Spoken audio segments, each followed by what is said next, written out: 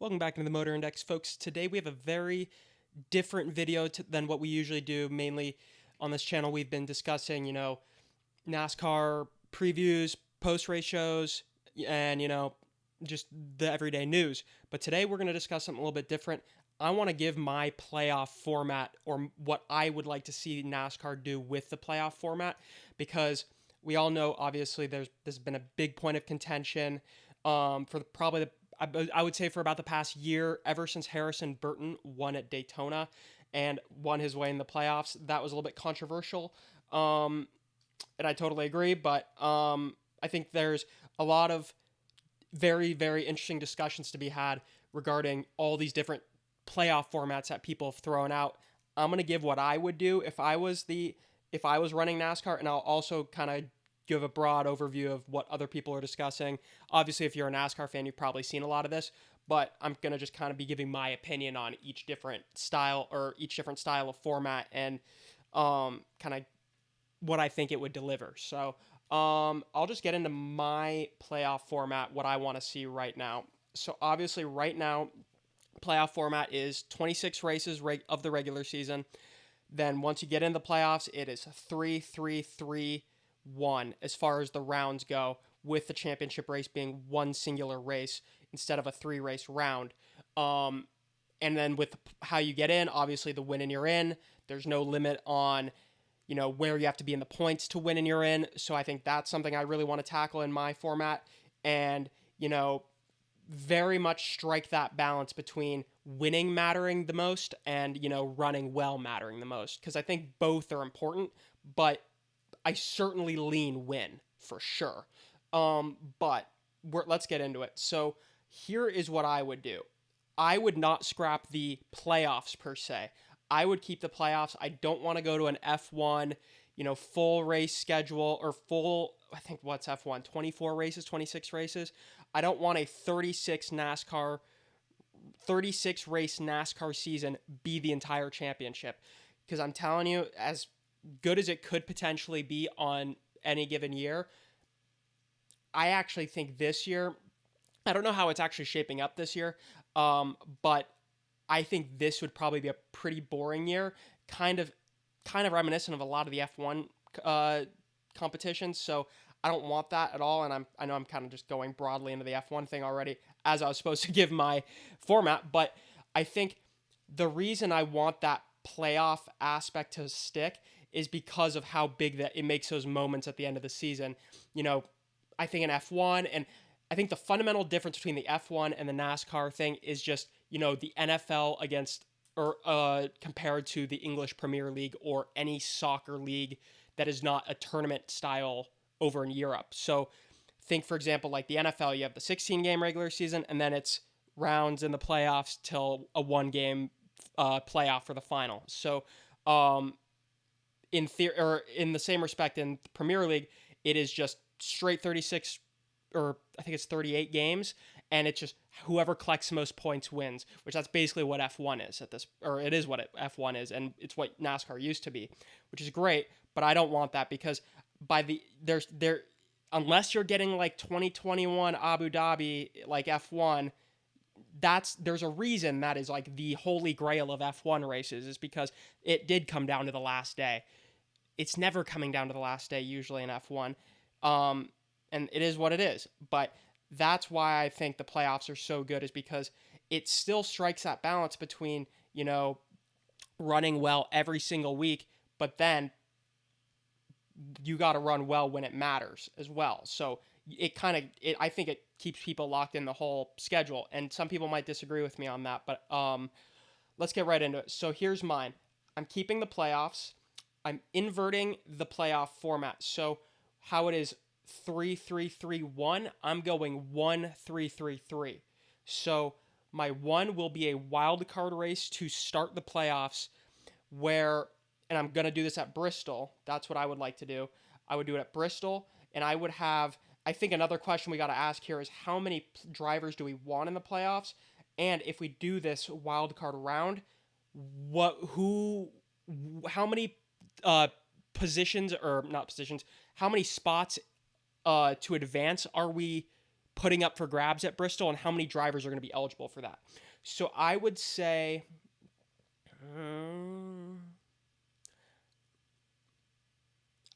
I'd probably go 12, get advanced beyond this round. So I would say the final, I would say put it up for 2 spots. I would so essentially the top 10 are safe. Am I mathematically mathing this right? I want 11 and 12 going into the next round, the second round of the playoffs, to have advanced because of what happened at Bristol. So I think put 16 cars into that. I think keep it where it's 16 cars make the playoffs, but it's almost kind of like the in-season tournament, or not the in-season tournament, the format in the NBA now, where that group at the bottom is fighting for those last spots in the big dance. So that's kind of what I'm trying to replicate here, and I know the NBA has kind of been I won't call it a failure with that. I think nobody cares about it.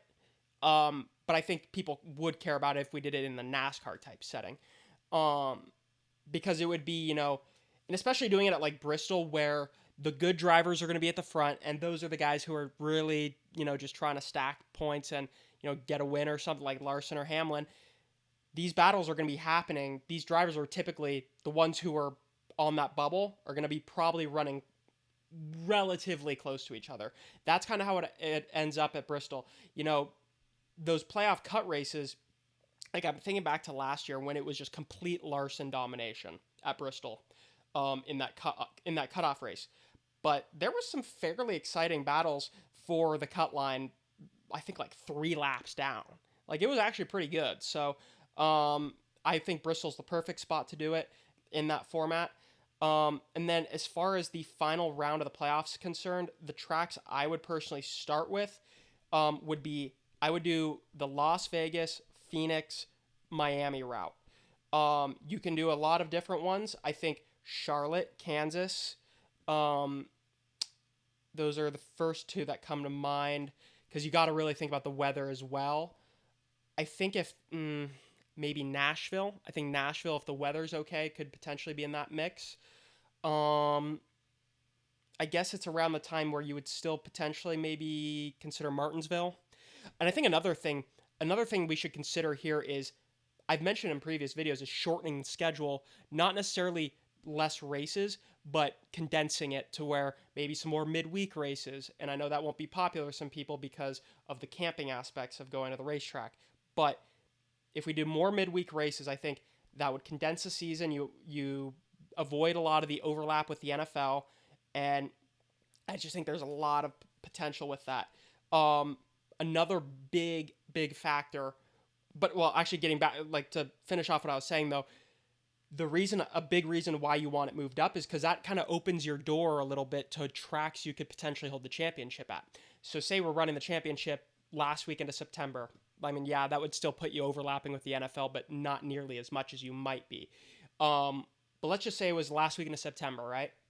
You could do pretty much any track on the schedule. You can't do that in November. You can't. It's just reality.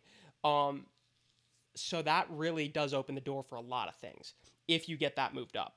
So something they should think about. Another thing that I think has to, and this is going to be a controversial one, and I know a lot of people think it is, top 25 in points are the only drivers who can get in on a win. Point blank period. I think that's very, very acceptable at this point. Because you can't have the Harrison Burton thing. I'm sorry. You just can't. And frankly, SVG, say what you want. He's got 3 wins, but I would love to see what SVG's stats look like if you just remove the road courses. That's what I would like to know. So I definitely think top 25 in points has to be a deal breaker. Has to be. But then again, that would probably still put in SVG, so I don't know how you necessarily avoid that because of how many wins he has accumulated. I think maybe you have to shorten or have less road courses. That would probably be the ideal thing. But then again, what if he just goes and wins all 4 road courses instead of having 7 on the schedule? So who knows? That's a question that needs to be pondered. And another one is how the points are divvied out in the regular season, especially playoff points, and how we need to give the best drivers a bigger advantage when they get in the playoffs. Like I think with this system, you're already giving them a one race advantage, moving on, maybe not as significant to the top guys as it should be, but you are giving that group of 10 drivers one less race to think about en route to a championship. So with the wild card race, so that is an aspect of this for sure. Um, but I think we do need to give the guys at the top a head start. Like I think maybe give the regular season champion, I don't know, what is it now? Is it 20 playoff points that the regular season champ gets? What if we made it like 50 or 60? Like make it to where yeah, he's still got to do a lot of work and he's still got to advance beyond the rounds, but I don't know, maybe what you might try to do is say, okay, last round everything gets wiped and it's a clean slate, but those playoff points like that we hand out get you through the first two rounds. Maybe that's something they do. I mean, we're getting a little complicated at that point, but I don't know. It's interesting to think about for sure. Let's just get over. I want to go over some of the other formats before I get out of here because I'm a little crunched here on time. Um, Several of the other ones obviously been thrown around. The just going back to the original chase format where it was just 10 races and whoever accumulated the most points over those 10 races won. I mean, we could do that for sure. I think it's certainly better than the F1 style, I think. Now, is that my preferred choice? No, because I think the drama of those cutoff races in the playoffs is unreal. It's so good, especially when you get into those later rounds. That would be the one thing I'd hate is not having the round of 8 be as good as it actually is right now with the championship race to follow, because the round of 8 is like my favorite 3 race stretch of the season because it is so intense. There's so much on the line and they're going all out for it. So we'll see. I don't know. Another format people have thrown around 7+3, do 7 races, and then so you have a bigger sample size for who advances to the final championship round. I just think there's not enough cutoffs there. I don't know. I just think it's kind of boring, and it's like, why would you do 7 than 3? Like, there's not really a rhyme or reason to it.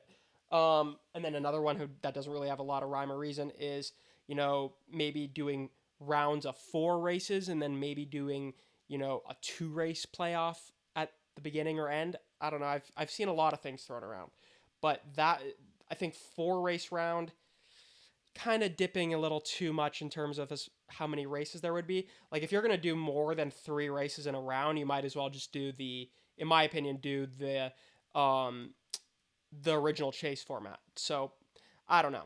Lot to be discussed on this topic. I know it's kind of complicated. I am a little crunched here on time with having to go to work shortly, but um, yeah, I definitely think the 1-3-3-3 in the playoffs is the answer with that wild card race beginning it and finding a way to give the best drivers the most advantage that you can give them heading into the playoffs. So hopefully we're crowning more deserving champions. Though I also think I'm going to finish off with this. I think the mentality of NASCAR fans needs to change about how the champion is perceived. You know, look at how many times in the NFL or in any sport you watch, how many times does the best team necessarily win the championship? I mean, sometimes it happens, but I can think of a whole lot of times that did not happen. But do we consider every single one of those champions illegitimate? Absolutely not. Like, do we consider those two Giants teams that beat the Patriots in the Super Bowl? Do we consider them less of Super Bowl champions than the Eagles of this year? I don't. I think they went on a crazy run, and that's kind of how I view something like a Joey Logano title. Obviously, you can make your arguments you want for last year, and they're completely valid. But that's the mentality that I think NASCAR fans are gonna have to take on. Is that okay, this playoff format is super exciting, but it may come at the risk of the best driver all season not winning, and that's just the reality and thing you got to accept of having what in my opinion is the most exciting format as far as how a championship is decided in racing. So with that being said, thank you guys so much for watching. I hope NASCAR was watching and take some of this advice. So if you are watching, hello, please hire me. Please. All right, thank you all so much for watching. Please like and subscribe, and I hope you guys enjoy the race this weekend. Thank y'all. God bless.